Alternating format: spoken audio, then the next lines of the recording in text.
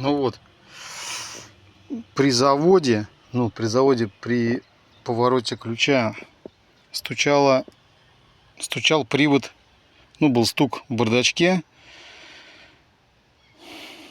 стучал привод заслонки.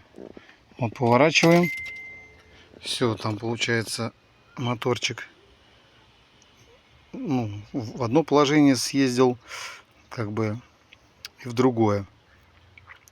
Не стучит, потому что я его стянул проволокой медной, такой мягкой.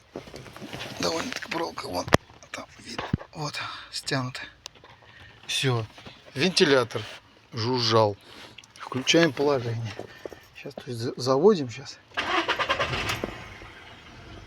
Все, включаем вентилятор. Свистел раньше вообще. Сил не было слушать просто. Устал уже, блин, заговариваюсь.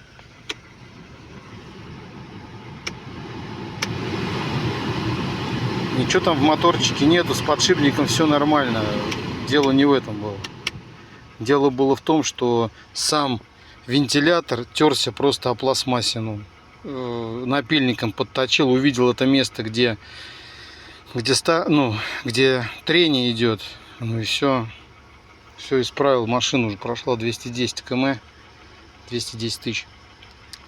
Ну и все, не надо ничего не менять, никакую печку, ничего не надо, просто нужно залезть и посмотреть причины. Причин может быть много, также может быть и в подшипнике.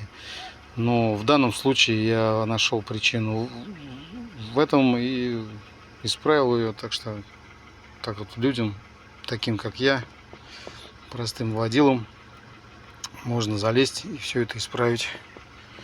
Все получается.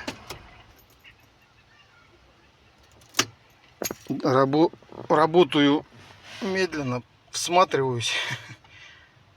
Сколько? Часа 2-3 делаю. Нормально. А так некоторые, может, поменять могут, а там причина в простом. Так что все, всем добра.